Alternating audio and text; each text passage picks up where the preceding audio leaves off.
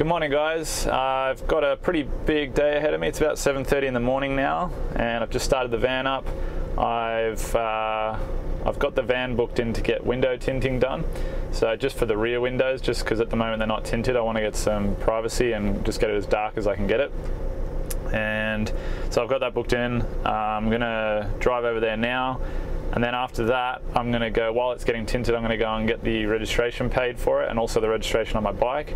And then after all that, I'll bring, I've actually got my bike in the back here, so I'm gonna use that to get to and from places while it's getting tinted. And then once I come back, I'll put the bike in the back and probably go off and do some shopping and buy some, like, you know, more appliances and stuff. So yeah, pretty busy day, but let's get going.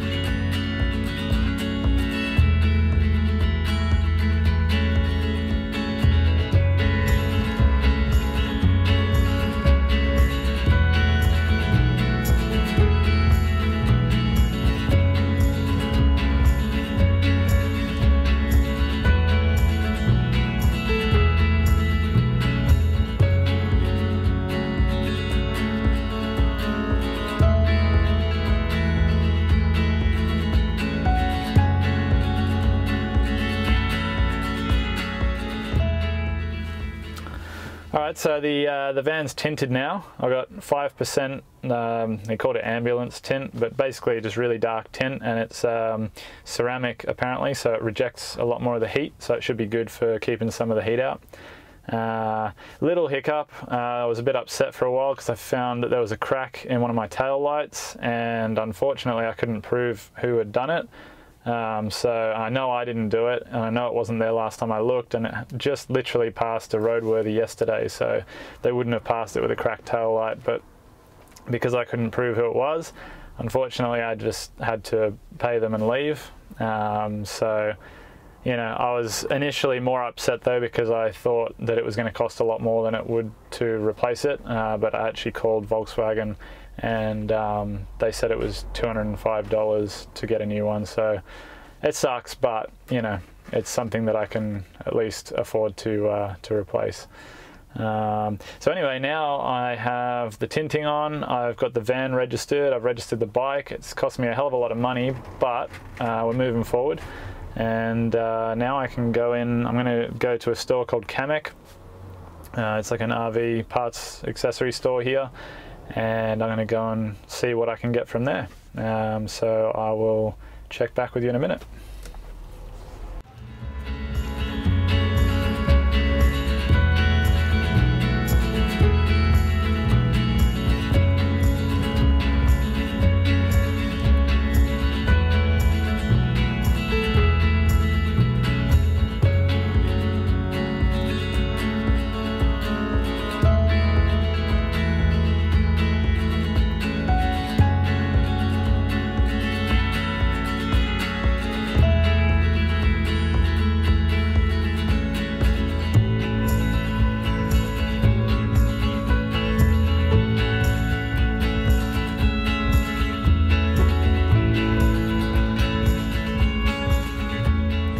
So I'm back from shopping now. I don't know if you can see in the background here, but the windows now, they're all tinted. I've just got the side door open here just so that we can sort of see what we're doing in here. It's actually really dark now that all the windows are tinted. Makes quite a big difference. So yeah, back from shopping. I thought I'd show you through everything that I got. So I'll just turn the camera around. 2 seconds. Alright. So this is everything in the back of the van. Got this over here. So this is a Fiamma 70 litre fresh water tank. And I quite like this one. I just like the size and shape, how much it'd hold, and I like that it's got this big opening. So if you need to clean it, you can pretty much get your whole arm in there. And then I also got the Thetford Porta Potty Cube 165. From what I understand, this is a pretty popular portable toilet. I don't plan on using it that much, but I noticed in my last van that not having a toilet at all was sometimes problematic. Most of the time it was okay, and now I've got a gym membership at, you know, sort of a 24-hour gym that operates all around the country. It's not going to be a huge deal, but again, you learn from your mistakes, so I've got that just in case. What else have we got? So we just got the fantastic vent, model 2250. This is one of the more basic models. It doesn't have the automatic opening or the rain sensor or anything, but to be honest with you, I personally don't like those sorts of features. I like to keep things as simple as possible, because the less stuff that it has, less features, the less things there are to go wrong. And also I've heard of people with the rain sensors being annoyed by them, because when it's raining, if you want to have it open a little bit, you can't, it just closes. So I don't know if there's a bypass for that, but I'd rather just open and close it when I want it. So I didn't just get one of those, I actually got two of them. So you can see that over there's another one. So I've got two of these. I'm going to have one at the front and one at the back of the van. This over here, this is a little flow jet water pump. I don't know if I'll be able to open it up, I might be able to show you. It's just a small one, but I think it'll do for what I'm going to be doing. Back here is my sink. I went for a really big sink with a big draining board. It's essentially the same size as a sink that you'd use in your house, because personally I don't really like those little sinks that everyone puts in, those little camp sinks. There's like a lot of people just cut a hole and stick a bowl in or something, and that's fine, like if that's what you're into, but for me, I just like things to work like they do in a house. You know, if I've got a big fry pan, I want to be able to put it in the sink and get the whole pan in there and scrub it. So I chose a bigger sink, stainless steel. I also bought a little, I don't know what you call it, like a waste adapter thing that I can connect a pipe to for my wastewater.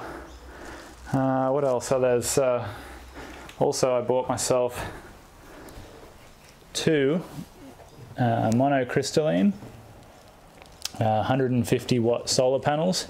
So there's two of them there, and I've already got some batteries, and I got the battery charger, which I showed you I think in a previous video. So that'll all go together. So I'll then have like 300 watts of solar, somewhere around 300 amp hours of battery storage, and the C-Tech D250 SA, which controls it all. So that'll be the power system. Yeah, that's pretty much the haul for today. The vehicle's all registered now, everything's all done. I've got number plates, I've got the tinting done. I wanted to do that before I started the build, because last time I did most of the build and then said, oh, I want to get tinting, and then it became too difficult and I just left it. So I've got that done. I'm probably going to start stripping it down next time, so I don't know, maybe the next video might be starting to strip it all down, take the panels off the walls. One big thing that I want to do is I want to take this off. So, I mean, it just unbolts, just a cargo barrier, because I really want to be able to walk straight through into the back there. But yeah, that's plans for the future anyway. Hope you enjoyed the video. I'll see you again soon. So hopefully you guys enjoyed the video. If you did, don't forget to give it a thumbs up and subscribe to the channel if you want to see more stuff like it. If you want to support the channel, then check out the instructions in the video description, and I'll see you next time.